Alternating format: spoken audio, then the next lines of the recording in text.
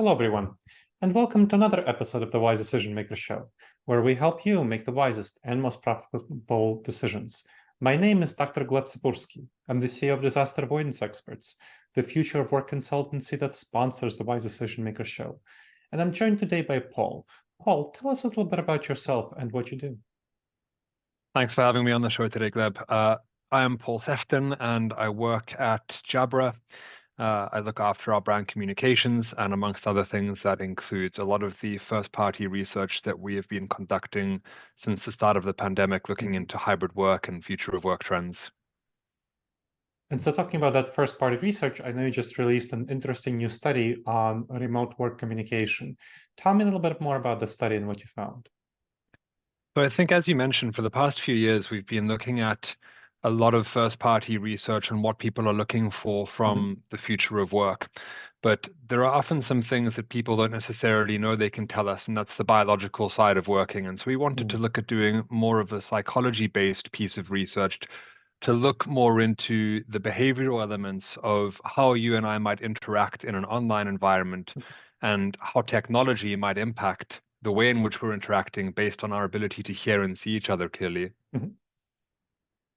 So we teamed up with the London School of Economics, and they have one of the world's leading behavioral labs, and we decided to conduct a piece of research that was really going to dive deeper into understanding the way in which humans interact and the impact of technology on that. Excellent. So thank you for giving the outline. What were the key takeaways from your findings? So the way in which we set up the study, which I think is worth outlining, is we put people in different types of meeting room environments. And we had varying technology setups. And so we had people in in-room environments where there were 4 people in a conference room like you or I might take if we were in a formal office setting. And then we had remote participants, because we know that the predominant mode of working is going to be hybrid, where some people are in the room and some people are out of the room. So we used various technology setups and then tracked people using a range of biological measures and then post-research experiment interviews. And we found a lot of interesting results from that in terms of how the different technologies that we put into a room impacted the way in which people then interacted or felt about each other after that meeting. So if we were to look at some of the highlights, I think the first thing that we noticed, which is worth stating outright, is that people preferred face-to-face meetings. I think we've known this for some time, that as much as hybrid work is like the predominant future of work, there is still some type of face-to-face, in-person quality that just can't be replicated when you are in a hybrid, in a remote, or in an online environment. And then after that, what we noticed was that different technologies had different impacts on the way in which people felt about each other. So what I mean by that is when everyone was using professional technology, so a professional video bar in the meeting room, and then a headset and professional personal webcam in the remote environments, we saw that people left those meetings with higher engagement scores, higher qualities of input, higher perceived expressiveness, overall quality of engagement, higher trust ratings. I think one of the things we know about being in person, and particularly the call back into the office that we see many leaders calling for, is that they just say that the trust levels in remote environments cannot match what you get from an in-person environment. And what we noticed was that while face-to-face might still be the preferred method for a lot of people, the technology you use in an online environment does ultimately make a really big difference to the quality of the interaction that people have and the way they feel about their fellow colleagues. That makes sense. So that reminds me, so I've helped 26 organizations by now figure out their hybrid and remote work plans. And what I tell them when doing training for their managers is that there's kind of 3 buckets of communication. And I encourage them to try to push communication into the lowest bucket while still accomplishing the goal of the communication. The 3 buckets, the first bucket, the most clear, the most trust building, the most relationship building bucket is in person and synchronous, because you can see each other's body language fully, you can hear each other's tone of voice fully, you're there in the room, you have more energy, you build up trust, but that's the highest cost because you have to be in the office, you have to do the commute, and you have to coordinate each other. Then the next one, the more moderate level, is virtual and synchronous, where that's kind of what you're talking about, where some people are in the room, maybe it's fully remote, everyone's remote, or maybe some people are hybrid, some people are in the room, some people are coming in virtually. That's less clear and less relationship building, but still better than asynchronous. And the third bucket is asynchronous. And there within the third bucket, there's text, there's but a little bit more complex, and at least giving somebody language is like a video message or an audio message. And I try to encourage them to push communication again into the lowest cost bucket while still achieving the goal of the communication. I'm curious about what you think of that sort of approach in terms of considering technology costs and trade-offs. Yeah, I completely agree with the outlook overall. I think the thing which we noticed when we shifted to remote environments is that when we're in person, like you say, the quality of that interaction is really high because we have so many senses we can rely on to pick up on body language, like you mentioned, micro expressions on someone's face, a lot of other senses that we get in person, which when we're in an online environment, we're just able to rely on sight and sound. And so if we can enhance the ability of people to see and hear as clearly as possible in those online environments, we've now been able to prove that there's really a tangible impact on the level of communication and engagement that you can have with people in that type of setup. I think we know that, as I mentioned, the future of work is going to be one in which people are rarely always able to be in the same room. Even if we had a company on site and 5 out of 6 people on a team were able to make it in, we see employees wanting the flexibility and sometimes needing it to not necessarily be able to make it in.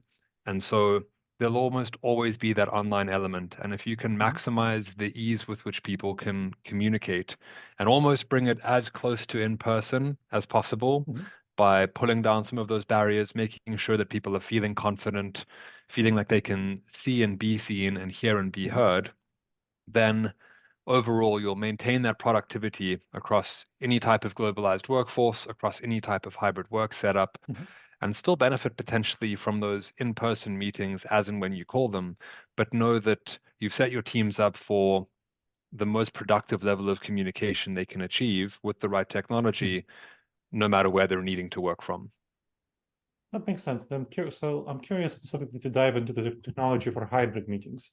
So when I train managers, leaders on this topic for them to then set norms for their teams, I encourage them to have everyone bring laptops to a hybrid meeting and talk to the laptop so that people in the room are going to be just looking at everyone who is present, which is if everyone brings laptops, then they're all seen on the video screen, including people who are remote, so that they're communicating to all the people who are there at the same time. So they're talking to the screen, they're not kind of leaning to the side and talking to others around them, and that people who are coming in remotely are feeling fully included, as well as to use the kind of tools that are available through remote techniques like chat and emojis and so on. What are your thoughts on the kind of technology? That's what I do. I'm curious on what your thoughts are on the best practices, and I'm not a technology specialist. So what are your thoughts on the technology best practices for hybrid meetings? And I think you raise a good point. It's around what we might consider pixel real estate. The fact that when we were all remote and dialing in, everyone had the same amount of real estate on the screen. No one was more or less dominant. And then when we shifted back into an environment where some people were in the office and some people were still working remotely, you suddenly had this imbalance where maybe if you were in a meeting room, there were 4 people huddled around a laptop camera, and anyone who was remote would struggle to see who was in the room, struggle to pick up on the in-room dynamics. And there was a loss of meeting equity. And so one of the tests that we just did at the London School of Economics Behavioral Labs looked at if everyone in the meeting room has their own individual video feed, as though you might imagine if you were dialing in from a remote location. The remote participants had a perceived 56% increase in the quality of input from those people in the room. So I think everyone's at a different level of technology maturity at whatever company they're at. And for some, it might be that you want everyone to dial in off of their individual laptops. And that's a great solution. And so that everybody can show up with the equal amount of screen share. But we're in a position now where there are different types of video bar technologies that actually enable facial detection and then individual feeds to be created. And so that instead of having one widescreen view of everybody in a meeting room, you're ending up with individual streams and feeds of people so that everyone can get that same amount of space to show up in that call, be seen and be heard. So I think there are quite a few practices, like you say, around using reactions, using emojis, being able to contribute to a meeting, and platforms like Zoom and Microsoft Teams have really enabled a deeper level of interaction in these online environments. But there are also, thankfully, now video and audio solutions that are able to advance that connectivity and ability for people to fully show up on an online call. So I think if you combine technology best practice with a cultural or leadership sort of framework on how meetings are governed and how people interact in them, and maybe for one company that's around everyone using their individual laptops, and in other instances it's around raising a hand virtually through your meeting platform rather than cutting someone off mid-sentence. But there's a good range of options available for leaders to put into place these days around meeting best practices. Excellent.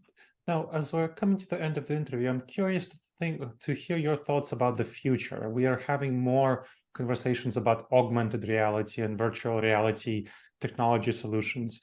How do you think these will impact meeting presence and meeting engagement in the future?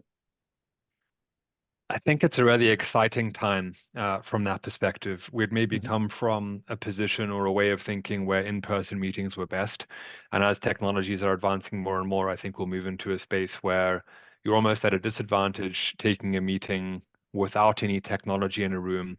So you might all end up being in the room together, but you want that technology there because it'll, like you say, augment some elements of it, potentially bring people more wholeheartedly into a room than they would otherwise be able to be in present day environments. And there's also the potential for tech to handle things like transcriptions for us in meetings, to send out meeting minutes or notes afterwards, for answers to be available in real time to questions that come up in a meeting. And I think with generative AI, augmented technologies, and a lot of the things we're seeing in terms of the next 5 to 10 years, we'll be at a point where meetings in online environments are more productive than meetings that are, if I could call them, offline and just face-to-face. Well, that's a bold prediction. Well, thank you, Paul. I appreciate that. I appreciate you coming on the show. That was very helpful. Thanks for the time, Dr. Gleb.